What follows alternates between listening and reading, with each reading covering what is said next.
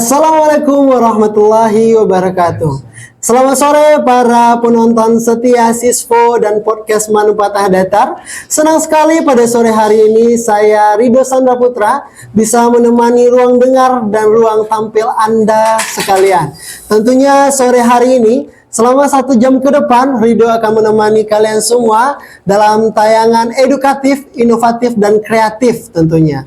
Nah, kali ini kita sudah kedatangan tamu yang luar biasa sekali. Anak muda yang energik, berbakat, dan tentunya luar biasa sekali. Di hadapan saya sudah hadir seorang anak muda yang berasal tentunya dari Manempatah Datar, yang hari ini dia baru saja dinobatkan atau dilantik menjadi seorang ketua OSIM.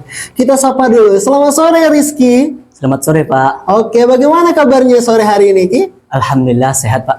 Oke, alhamdulillah. Nah Rizky, sekarang Bapak mau tanya-tanya nih, boleh kan? Boleh Pak. Boleh, oke. Nah, pertanyaan pertama nih buat Rizky. Hari ini Rizky resmi dilantik oleh Bapak Ardoni selaku kepala kita menjadi ketua OSIM. Di mana ketua OSIM ini adalah salah satu jabatan yang mungkin diidamkan oleh semua orang yang mempunyai jiwa organisasi nih, gitu kan? Yep. Nah, apa perasaan Rizky ketika pertama kali dinyatakan menang gitu melawan rivalnya di pemilihan OSIM ini? Mungkin dari perasaan itu biasanya karena saya juga dari dulu mengidam-idamkan yang namanya sebagai ketua di organisasi tertentu, terutama di organisasi OSIM ini. Karena saya bergabung dalam organisasi itu tujuannya untuk melatih diri saya dalam memimpin diri saya sendiri dan kawan-kawan lain. Serta perasaan saya tentu sangatlah bangga karena saya diamanahkan oleh seluruh kandidat ataupun seluruh guru-guru dan kawan-kawan yang ada di sekolah di Manempatah Datar ini mempercayakan kepada saya bahwasanya tugas ini layak untuk saya pegang. Oke, berarti ini adalah sebuah pencapaian gitu ya, pencapaian dan amanah yang harus dijalankan dengan baik, di mana Rizky beranggapan bahwa ini adalah yang diberikan oleh warga Manempatah Datar kepada Rizky. Ya, oke, kita flashback dulu ke belakang sebelumnya. Tadi harapan yang saya tanyakan, sekarang apa yang mendasari Rizky mau gitu menjadi ketua OSIM? Ibaratnya kan seperti ini, menjadi ketua OSIM itu kita harus rela pulangnya sore, kegiatannya banyak gitu kan? Apakah hanya desakan dari teman-teman atau memang udah termotivasi gitu aja? Kalau untuk bagaimana apa yang mendasari saya ingin menjadi ketua OSIM, yang pertama-tama kita lihat dulu dari Nabi kita Muhammad SAW. Kan ada hadisnya yang mana di dalam hadis tersebut setiap kita ini adalah seorang pemimpin. Nah, maka dari hadis itu saya memaknai hadis tersebut dengan cara, oh berarti saya ini adalah pemimpin bagi diri saya sendiri. Nah, yang mendasarinya juga adalah abang saya. Abang saya merupakan seorang jurnalistik dan beliau adalah orang yang sangat aktif di berbagai organisasi. Nah, jadi saya melihat beliau aktif dalam organisasi serta abang saya itu dapat mampu mengajak kawan-kawannya untuk menggapai sesuatu. Nah, situ saya muncul rasa untuk mencoba, dan mencobanya bukan cuma sekedar mencoba, namun saya sudah melakukan riset dan perhitungan terlebih dahulu. Apa sih resiko yang ketika saya mengambil tindakan ini, apa resiko yang akan saya terima, dan terus apa pula untung yang saya terima. Nah, memang mungkin apa yang saya lakukan ini resikonya mungkin sangat besar, amanahnya juga sangat besar, akan tetapi karena saya masih muda juga, terus jiwa tertantang tuh ada di dalam diri saya.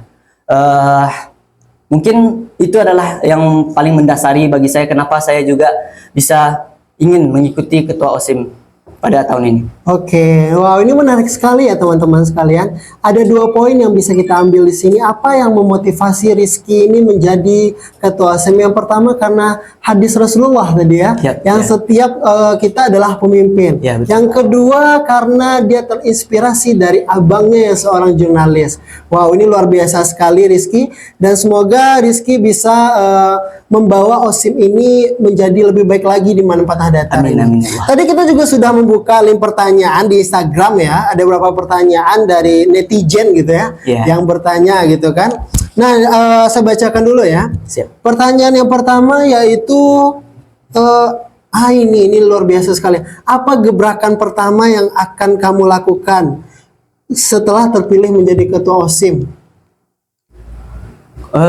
Baiklah, kalau gebrakan yang pertama kali itu tentunya pasti saya akan melakukan program-program kerja yang sudah ada waktu pas zaman saya masih di organisasi yang dulu pas saya masih menjadi anggota OSIM.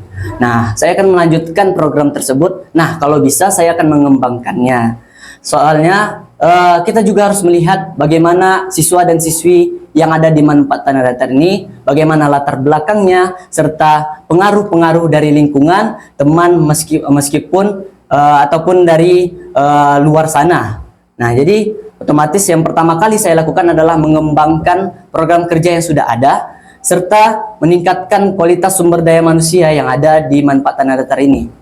Oke gitu. Jadi kalau dilihat Rizky masih mau melihat ke belakang dulu gitu ya. Yeah. Apa program kerja yang belum terselesaikan oleh kepengurusan betul. sebelumnya dan dilanjutkan ke sekarang gitu ya. Oke.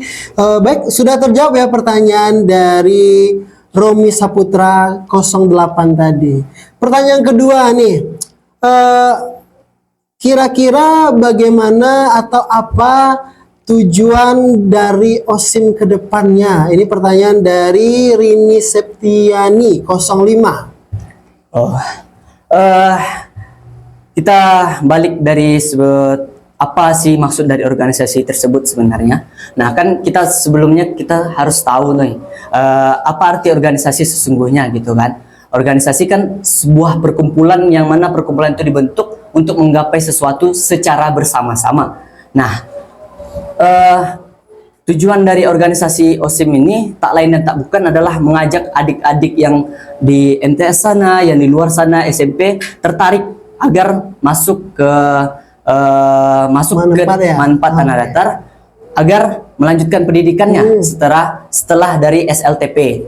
Karena menurut saya di Manfaat Tanah Datar ini kita banyak bisa melakukan seperti kreativitas kita bisa kita salurkan. Nah, contohnya pada anak-anak yang hobi dengan olahraga. Nah, di situ tujuan kita adalah yang di sekolah ini mengaktifkan kembali, dan kalau misalnya pun yang udah ada aktif, kita kembangkan kembali. Nah, agar para siswa dan siswi yang minat terhadap olahraga itu mau berpartisipasi ke dalam sekolah kita dan ingin menjadi peserta didik baru. Itu adalah tujuan pertama kan. Artinya apa? Kita harus membuat program-program yang wow, amazing gitu ya, agar tertariklah anak-anak SLTP atau SMP atau MTS untuk datang ke Manfaat Data melanjutkan pendidikan. Oke.